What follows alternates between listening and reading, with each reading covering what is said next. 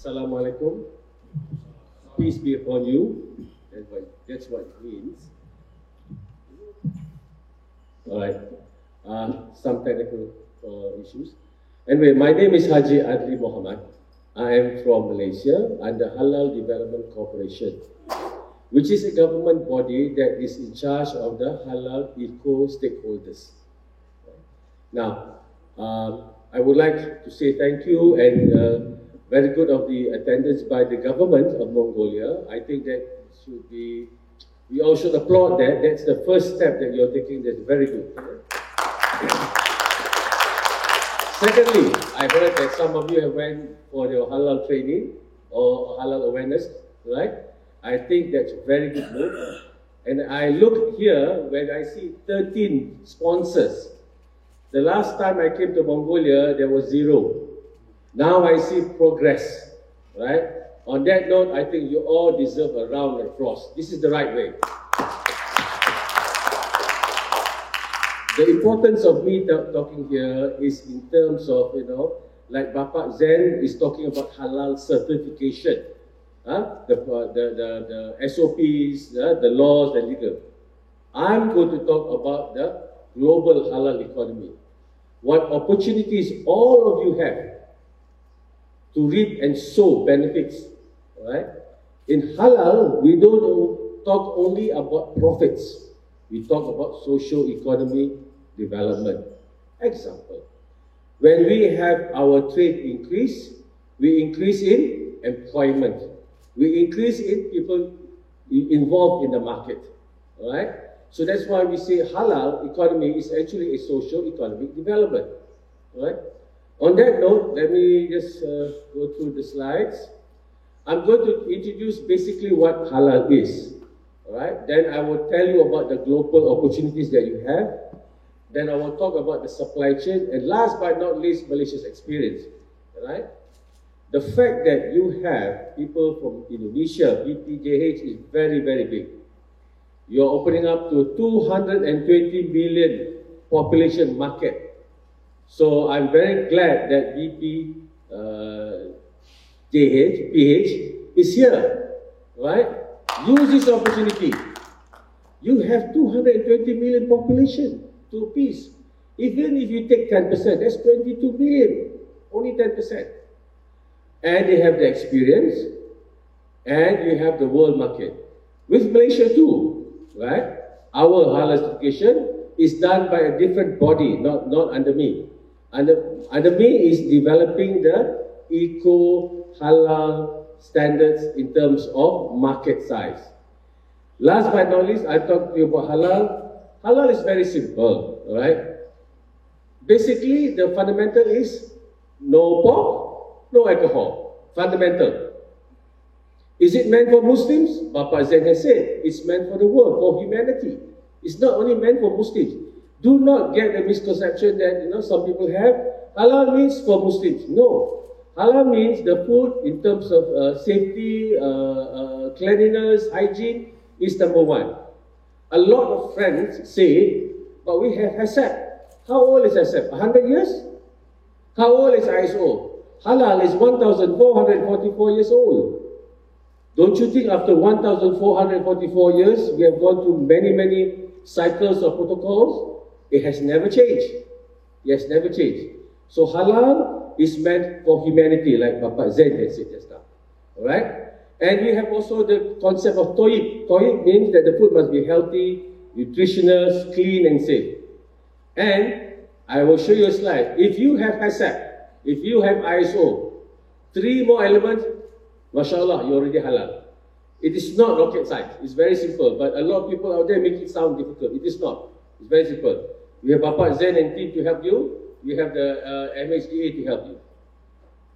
This is the halal value chain industry. Halal is not an industry. Halal is a value proposition. Understand that, huh? It is not an industry. It's a value proposition for your products to be opened up to the market, to the world. So every time you talk about halal, people talk about slaughtering. I think Bapak Zen also said that. We talk about meat and meat-based, that's number one. That's the start of halal. Processed food, cosmetic. This cosmetic market is so huge, it is still untapped, ladies and gentlemen. It's untapped. I travel the world and I talk to pharmaceuticals. They all ask for halal ingredients. We don't have enough in the world. We talk about pharmaceutical. We talk about ingredients that food as non-food. We even have halal medical devices. Do you know that water filter now has halal? Because some water filters, the filter they use is bone china. So it's not halal. So now we have halal water filters, right?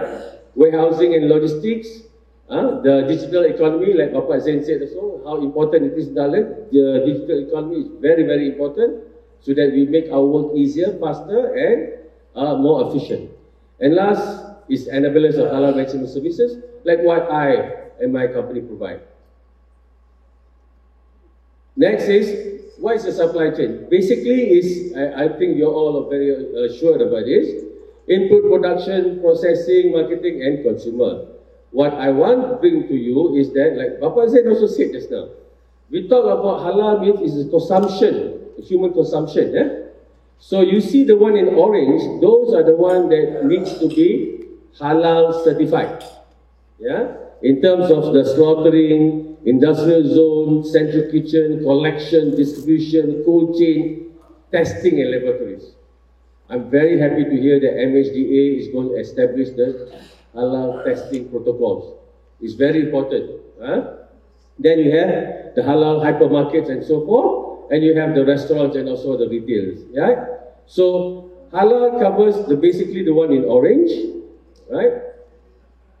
Next, let's talk about global halal acceptance. I think I'm very happy that my friends and colleagues from Indonesia, Thailand, Brunei, Singapore are all here. We all are here to make Mongolia a halal hub for the world. You have so much potential, ladies and gentlemen. It's unbelievable. I'm saying from my heart. Right? So, use this opportunity when MHDA has been established, like today is a big day personally for me to see this happen and also for my other colleagues. What's a global acceptance? This is the market now. The one in lighter color, the halal market now, is worth about $3 trillion. Not billion, trillion. So you ask yourself, what is 3 trillion? It's 3,000 billion. Alright? You look at the Asia Pacific. Growth, the one in yellow, you can notice that all the growth is 40% and above. The one in bright color is in 2030 worth 5 trillion. So all of you should be very excited to hear this. My God, halal market is so huge. How can I be part of that? Right? This is exactly how you're going to be part of it. Right? Now, this is done by Global Islamic Economic Report. It's not done by me or my friends. It is not. Now, the next one is, why? There are 57 OIC is Islamic countries. The population of Muslims is 30%. That's your captured market already, 30%. Right?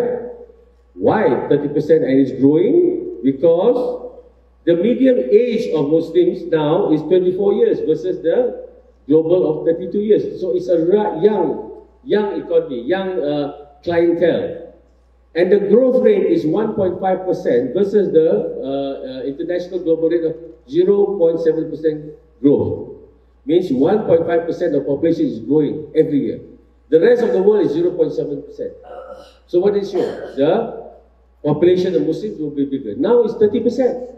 Alright? But here comes the best part. These are countries, they have no or very little Muslims. They are not OIC countries, but yet they are involved. I give an example of like China, 17 billion worth of halal products of food and drinks are exported, 17 billion. It is one of the biggest dairy exporters. 80% of halal dairy is from China. Right? Japan is the non-OIC countries, but they have global Muslim travel index.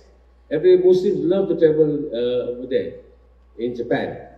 So is Korea. Yeah? Korean tourism is very, very keen on ensuring that you have Muslim-friendly restaurants and so forth, and it's growing.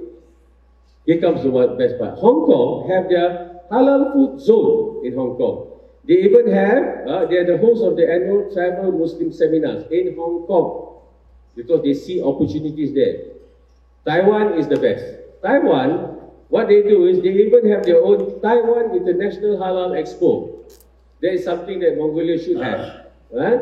Because it suddenly puts them in the halal map of the world. They have 0.3% of population of Muslims only, but yet they hold this every year. One of the biggest growth of industry in halal is called halal ingredients. What is halal ingredients? If you bake cookies or cake, the first question that the certification body will ask, can I see all your ingredients? Can I see all the halal certificates? Those halal ingredients like flour, butter, sugar. In Taiwan, I have 14 companies who supply halal ingredients to the world, not to Malaysia, to the world. And the head of the halal movement there asked me, they said, I have 100 companies ready to register halal ingredients. You know, halal ingredients is very simple. It's like flour. It doesn't take a grinder and dryer. That's it. But it's 35% growth.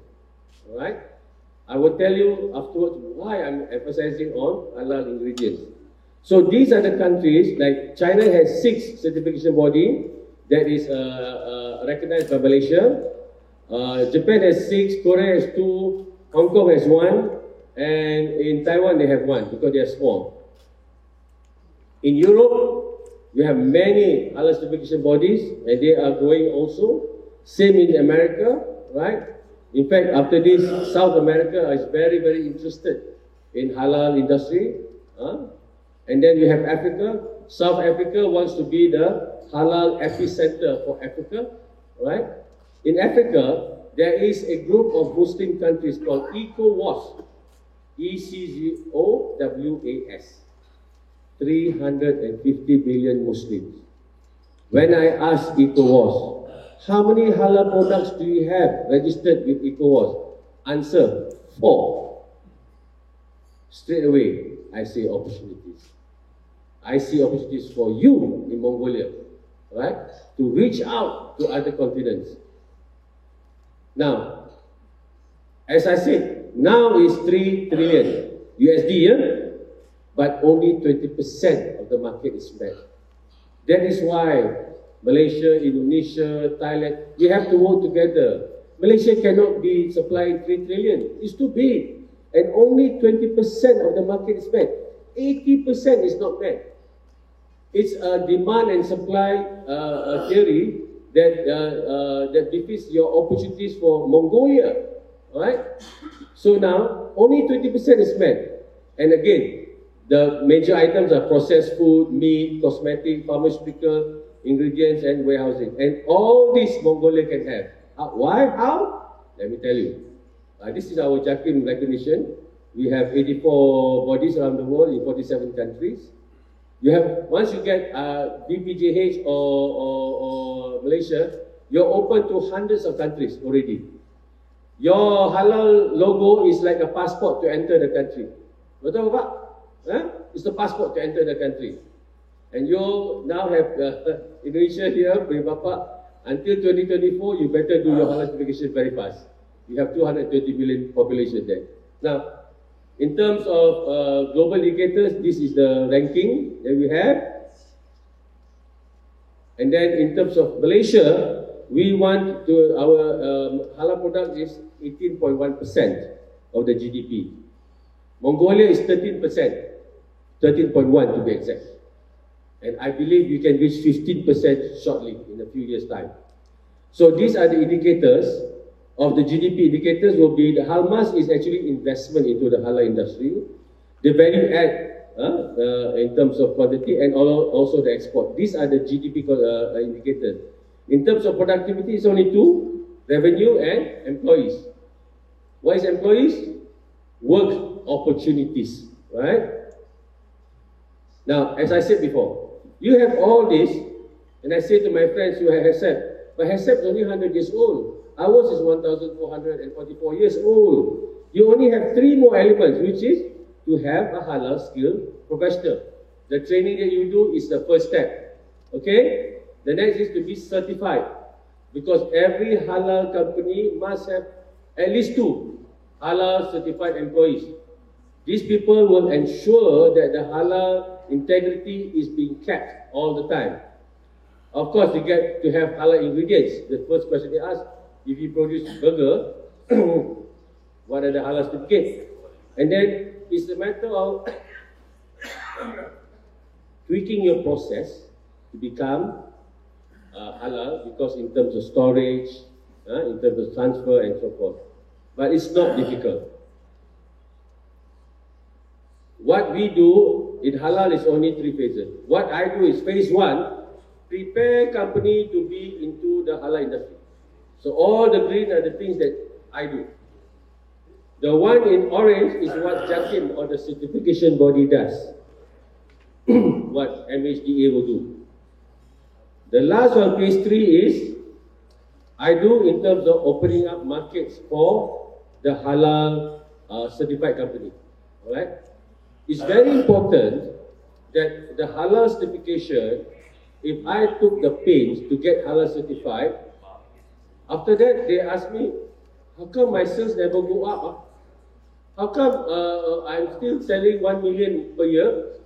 We help them to reach the world, right? I think with Indonesia, Thailand, everywhere, we are all reaching out the world. Halal is a global market, please understand, right? So we will help you, MHDA, through MHDA will help you to reach to outside market.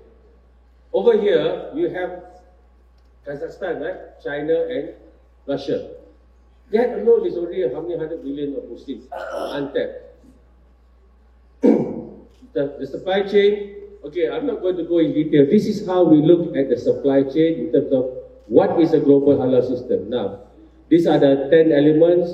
Consumer is of course outside. Then you have government, certification body, MHDA, NGOs, right? Then you have manufacturers, you have producers, you have service providers. Those are the services they provide. At the end of the day, they provide employment. They provide fill and track, and innovation. I did a study about where Mongolia halal economy is.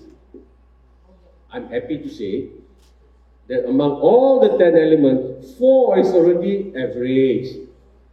Yeah? The 4 are awareness and promotion, like what MHDA is doing. The integrity is there. You have also Muslims inside MHDA. You have the governance. Look, the Mongolian government officials are here. And you have the human capital development. That's why you have the training. So on this score, you're already scoring points. But now got to run faster lah. You already know how to run. So the other elements is still below average, but it's something that I think MHDA and all of us can help the halal economy in Mongolia. So you're not bad. You're not bad. You are ready. You're about to grow. You're about to run. This is just some indication that I found that particularly livestock. As I say, I think nearly 50% of employment is from the livestock agriculture, which contributes to 13% of Mongolia's GDP. Why talk about livestock? Because livestock is divided into 3. Meat-based, all about the meat, either you process or you export it raw. You talk about fibers, cashmere, tannery, leather. Then you talk about dairy. Right? China also started last time as much as you all, where the dairy products have been increasing. Now, what I'm trying to say is there's another one, pharmaceutical. It's so common for people to ask me, can I get halal gelatin? Can I get halal gelatin? What is halal gelatin made of? From the bones of these animals. Some people have been told they throw away. But that is the basic of the pharmaceutical industry, billions of industry, is still lacking halal gelatin. Yes, I know, we have plant-based gelatin, I know. But it's still not as effective if it's not the animal gelatin. In terms of effectiveness or in terms of pharmaceutical efficacy of the medicine. right? So these are the sectors that is within you already, right? Then you have, in Mongolia, I want to talk about 3 things that you can do, that you must do. Of course, the livestock. If you have halal certified, your cleanliness and your protocol is accepted worldwide, like Bapak Zaid was saying just now. You know, I've been to so far 2 or 3 abattoirs. There is room for improvement, yeah, in which it's structured, the layout, you know. Once it's done, once it's done, the livestock, and you have better animals, health-wise, because in halal, like the one I was telling my friend in Australia, the animal must be taken care of. They must not be mistreated, right, before slaughtering. This abattoir in Australia said, if I have cameras, if I see anyone mistreat any animal, you get fired immediately. That is not halal, right? The animal must be treated with respect, right? Now, after you have done that, when you talk about livestock, and your abattoirs are clean, and then you're halal, then your meat will become better, and then your leather and tannery and cashmere will be better quality, right? So these are all interrelated. But the other one that I have of interest is tourism and hospitality. Over here, we know it's very hard to get halal food. We are experiencing every day. But the potential for you to have halal tourism here is immense. You have such a beautiful country. Right? No one can match in terms of your nature and all that, right? But you have so many Muslims nearby who are willing to fly in and experience. But you need tourism, Muslim-friendly certification, which we can help. All right? It's a huge market, like what Japan and Korea realize. Oh my God! And now I've been going to Japan and Korea talking about Muslim-friendly tourism. After that, we become Muslim-friendly medical tourism. It all develops, right? So Mongolia, you have a lot of opportunities here. Yeah? Right. This is my company, right? Our vision is to make halal the first choice for business. We provide the solutions and we get you on board to the global market. All right? Sorry. Under me, under my purview, I have these 5 divisions. They are the halal consultancy and advisory, where we do our halal consultant, getting companies prepared to be on board into halal certificate, getting them ready. I do not give the certificate, but I get them ready. Then halal training are the ones who do all the training for the halal executive certification, and we also do the halal training for awareness. Halal parks is where we also help a few countries already to establish halal parks. When you establish halal parks, you work with the government, there will be special incentives for you to locate there, right? That's in terms of investment. If you have, Mongolia, have a halal park, I will tell you there will be a lot of foreign investments coming into here. Definitely. You have a lot of land. No issue. Make it halal and you will get people coming in. Then we have the World Halal Business Conference, in which we have done this Halal Business Conference for CEOs and thought leaders and government officials. We have done it in Melbourne. Very successful. We generated about 200 million worth of business. And this year in October, we're holding it in London. Right? And it's not a big crowd. It's about 350, 300 people only. But those are C-suite, means CEOs, the top, the chairman and all that. We talk about halal industry and we do a lot of business matching. Alright? The last one is halal integrated platform. I think, Elaine, are you here, Elaine? Oh, there's Elaine. She is one of the members of the halal integrated platform, where you have a halal company, you register that for free, no fee.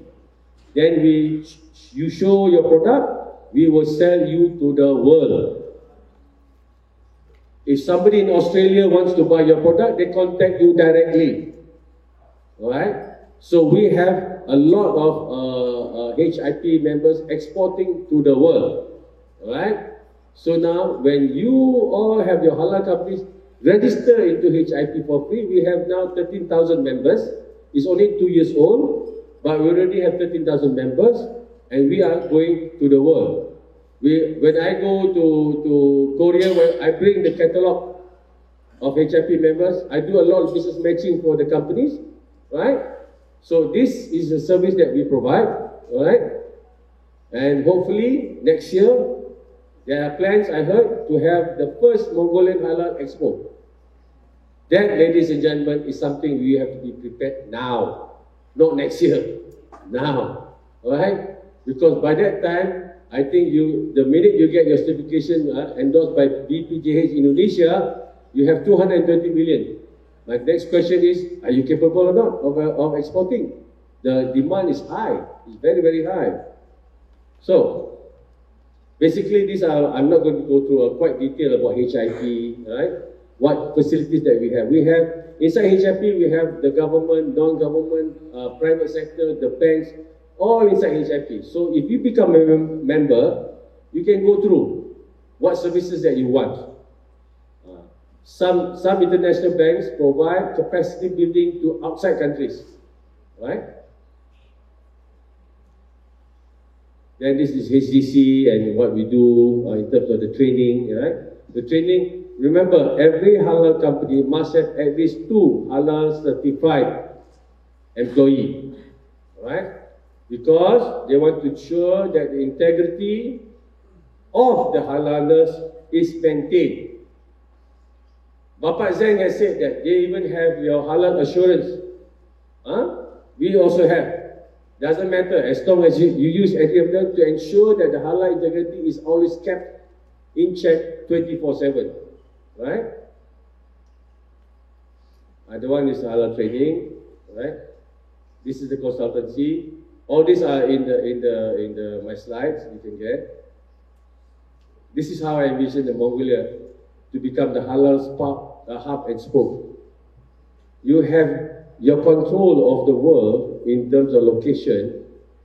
You are landlocked, yes. But if you can, MHDA can establish the hub of using aircraft, there will be a start. I think if you can do that, I think you will open up new doors of opportunity. And the way you are located is also very, very prominent. Your location. If Brazil can be one of the biggest halal poultry exporters, Brazil, all the Saudi market use Brazil. Why not Mongolia to provide lamb quality meat to the Muslim world? Right? That's just for starters. Remember, in every industry, there's always an interrelated industry that you can develop. Right? Okay. Sorry.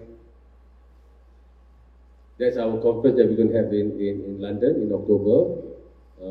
I will email to MHDA about the World Halal Business Conference, and if you are interested to come and connect with the world, come.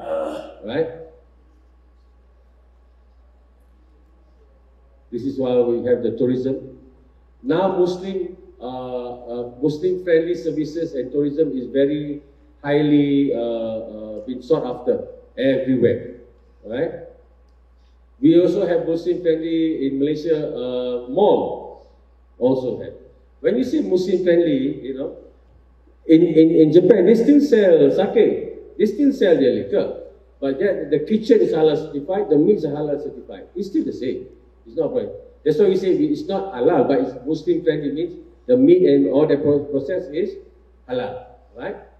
How do you make it? Okay, in this hotel we have a surau, a prayer room. In the room you have the Qiblat sign. That's all. That's one of the services. It's not rocket science. It's very easy. And if you can have some of the hotels here become Muslim friendly, you will start printing money. You will start, because we ourselves here every day we are asking, where to eat, what to eat, right? So there are only very few options. But imagine, right, when MHDA will establish all this, that's another market that you should look into. Okay, that's all. I hope I have given you some insights, and if you like to ask questions, I think we have a session, panel session after lunch. Please ask. Do not be afraid to ask. Please ask. And myself and my other colleagues are ever willing to answer you so that you have the right perspective of what the halal industry is all about. All right. Thank you very much.